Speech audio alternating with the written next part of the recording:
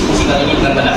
Saya sebagai moderator memiliki kuasa untuk mengatur kalian semua. Jikalau ada yang tidak sesuai dan demi kebaikan kita bersama, saya bisa keluarkan Anda dari ruangan dan saya bisa memberikan waktu jika ada yang ingin bertanya. Oke. Pada hari ini itu akan menyampaikan materi tentang sejarah ekonomi Islam, yang dimana itu akan menyampaikan poin-poin di mana dari awal terus di mana ada masa stagnasi dan yang poin ketiga adalah di masa modernisasi mulai terwujud, di mana masa menurutnya itu musim semi, di mana di saat musim kemarau, musim semi berkembang, di saat ekonomi Islam itu berkembang menjadi sampai saat ini. Oke, tidak perlu memperpanjang tema dan segala macam. Saya beri kesempatan kepada pemateri untuk menyampaikan apa yang ingin disampaikan pada kawan-kawan untuk menyimak, dan mungkin ada yang ingin dicatatkan dan poin-poin yang bertanya, silakan bertanya nanti ya pada waktunya. Oke, terima kasih dari saya. Wassalamualaikum warahmatullahi wabarakatuh.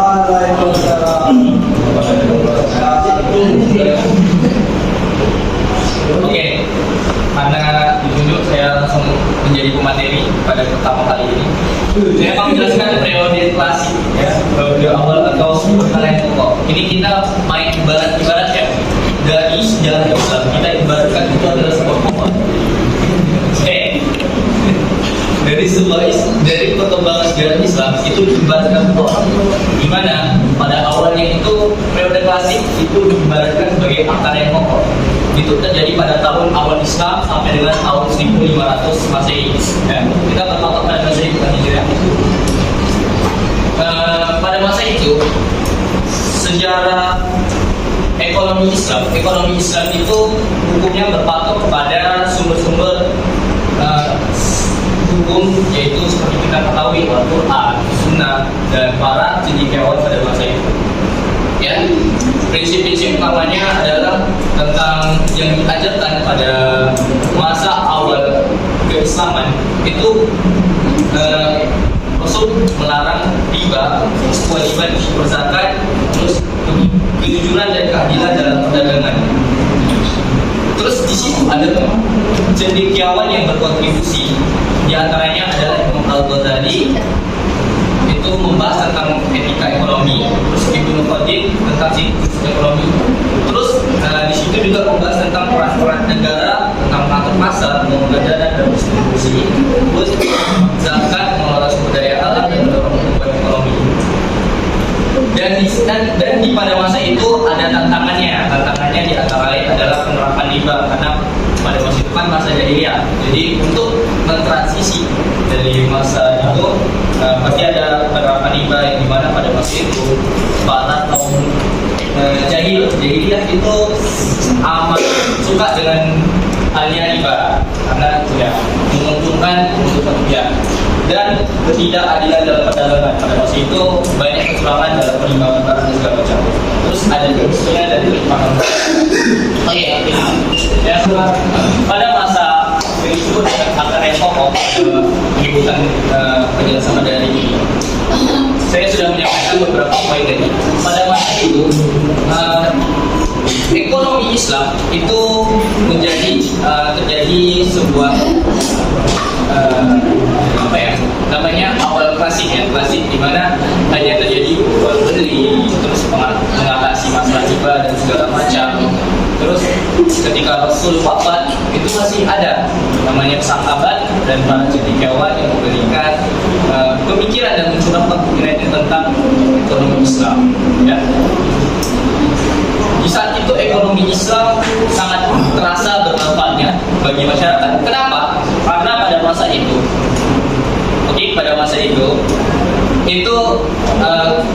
Islam memainkan peran penting dalam menyamai tentang keadilan dan kesetaraan sosial. Soalnya di saat itu Islam mewajibkan zakat, di mana zakat itu membantu kepada orang-orang yang kurang mampu, fakir miskin. Nah, di saat ada orang yang lebih kaya, maka Islam mewajibkan yang menganut agama Islam itu untuk memberikan hartanya. Karena seperti yang kita ketahui, zakat ini sampai sekarang masih diterapkan dan bermanfaat ya. Contohnya Palestina kemarin itu bukan zakat sih, tapi sebagai sumbangan. Nah, itu salah satu yang lain. Dan penerapan ini membantu yang dimana pada saat itu status ekonomi di keislaman itu stabil karena tidak ada ketimpangan. Kayak kalian bayangkan, contohnya aja di India yang kita pandang, di mana pada sekarang itu ketimpangan sosialnya itu terlihat. Kita ketahui ekonomi India itu kuat, lebih kuat daripada Indonesia, benar. Tetapi ketimpangannya itu amat jauh. Masih dikatakan Indonesia ini masih agak stabil, tapi sekarang kita mulai mengurangi, kaum menengah ke atas ini mulai berkurang. Jadi hadirnya Islam pada awal masa klasik itu memberikan pengaruh yang cukup besar. Tetapi ada beberapa tantangan, di mana tantangannya itu beberapa jumlah orang yang mungkin bagi dia praktik riba itu menguntungkan. Ya, contohnya kita memberikan uang, pinjaman, dan kita mematok riba, di mana yang memberikan pinjaman itu otomatis untung dong. Ya, dia dapat uang lebih dari apa yang dipinjamkan. Dan praktik kecurangan juga amat sering terjadi, tapi Islam mempunyai solusinya. Di antaranya ada namanya polisi penjaga pasar. Itu sebutannya apa ya? Riba. Kalian bisa baca di situ kalau nggak salah. Di mana polisi tersebut itu mengatur, mengecek dan melihat kondisi pasar agar di situ terjadi keadilan. Ya, di situ polisi itu berperan sangat penting karena pada masa itu sangat perlu ya kalian ketahui di masa jahiliyah polisi ini berperan penting dengan pengumpulan zakat dan sebagainya. Oke, silakan masih.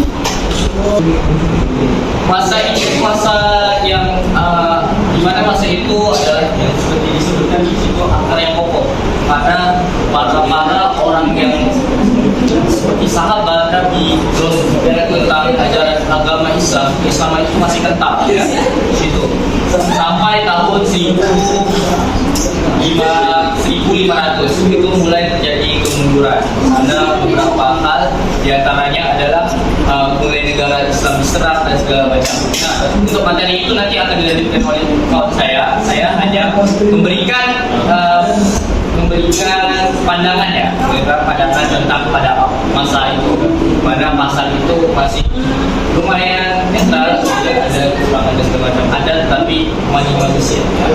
Oke, sekian dari saya. Wassalamualaikum warahmatullahi wabarakatuh. Waalaikumsalam warahmatullahi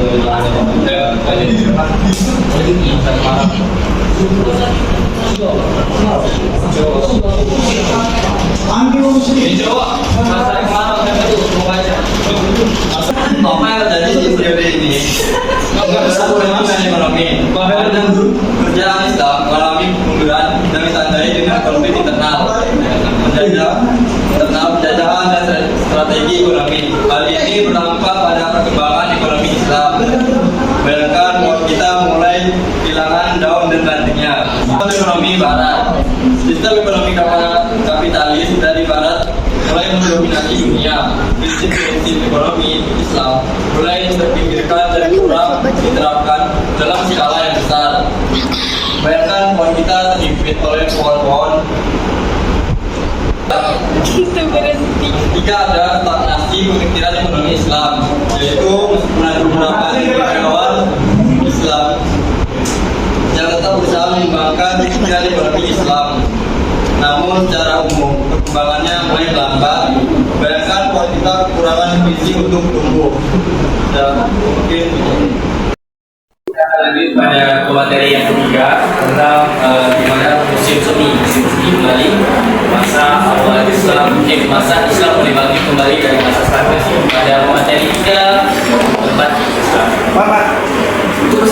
Baiklah, di sini saya akan menjelaskan tentang musim semi kembali pada tahun 1900. saja sampai sekarang. Karena seperti pohon yang kembali bersendiri, ekonomi Islam yang mengalami kebangkitan kembali. Munculnya lembaga keuangan syariah seperti anak bank syariah dan asuransi syariah sebagai tunas-tunas baru yang muncul di ekonomi. Selanjutnya para pemikir seperti Muhammad Bakir Al-San dan Muhammad Najatullah Siddiqi mengembangkan pemikiran ekonomi hijau tanaman zaman. Mereka seperti sinar matahari memberi energi kepada sampai. Selanjutnya, meskipun masih ada teman ekonomi, Islam terus berkembang dan memberikan solusi alternatif bagi sistem ekonomi global. Baik teknologi terus semakin besar dan memberikan manfaat bagi banyak orang.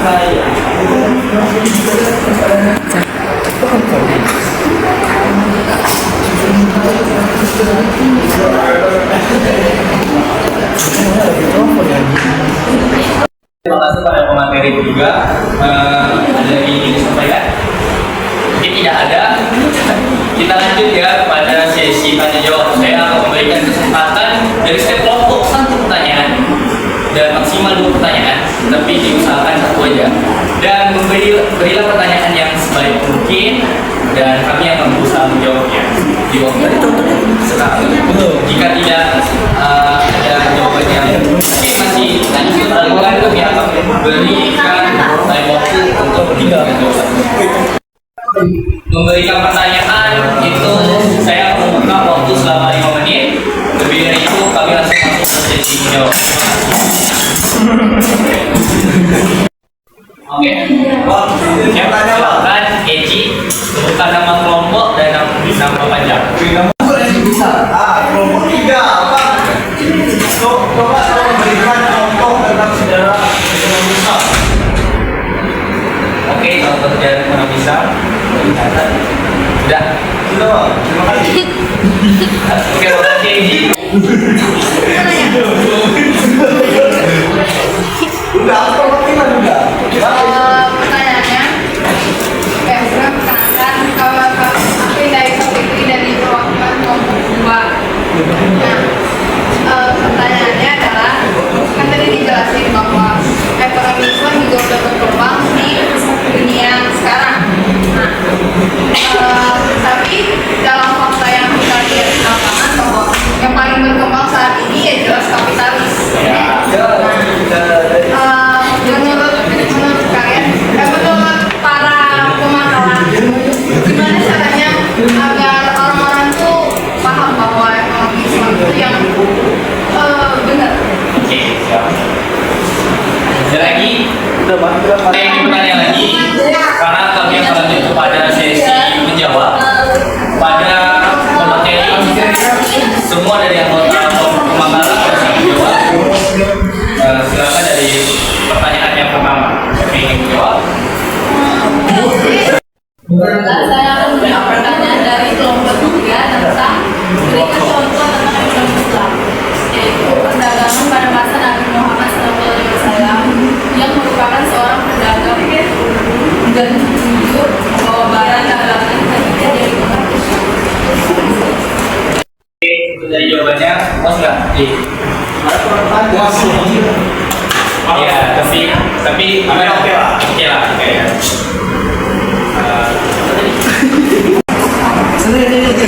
Pertanyaan itu bagaimana memberikan pemahaman kepada orang-orang jadi solusi kita sebagai pemahaman itu bagaimana memberikan pemahaman agar ekonomi Islam, sistem ekonomi Islam itu tersebar ke masyarakat. Karena diketahui ekonomi konvensional itu mendominasi dari ekonomi syariah. Jadi bagaimana kita sebagai pemahaman? Ya, ini dua.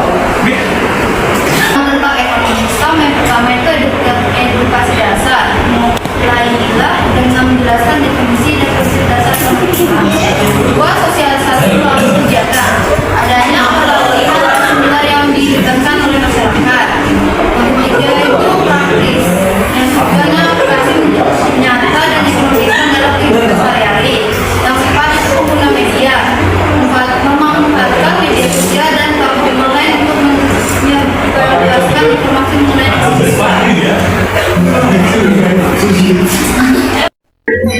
Oke, terima kasih kepada pemateri yang tadi. Dan lebih menjelaskan, jelaskan jawabannya. Ya. Jelas, Pak. Oke, saya jelaskan lagi. Jadi untuk solusinya itu ada peran yang paling penting itu sebenarnya peran yang paling penting itu faktor terbesar adalah negara. Negara harus memfasilitasi tentang edukasi pendidikan tentang ekonomi Islam dari mana memang itu sangat penting karena bagi kurangnya terjangkau kekurangan kita kurangnya terjangkau oleh masyarakat tentang ekonomi Islam itu ekonomi konvensional itu lebih dominan dan juga lembaga-lembaga keuangan itu lebih meningkatkan pelayanannya di bidang pelayanan keuangan dan riba karena transaksi online itu dipercepat keamanan dan segala macam karena kita ketahui keuangan kayak bank konvensional dan bank yang berasaskan syariah itu sangat jauh berbeda pelayanannya karena syariah Islam pun lagi berkembang dia masih banyak kekurangan dan belum memiliki banyak pelayanan yang kompleks seperti ekonomi konvensional.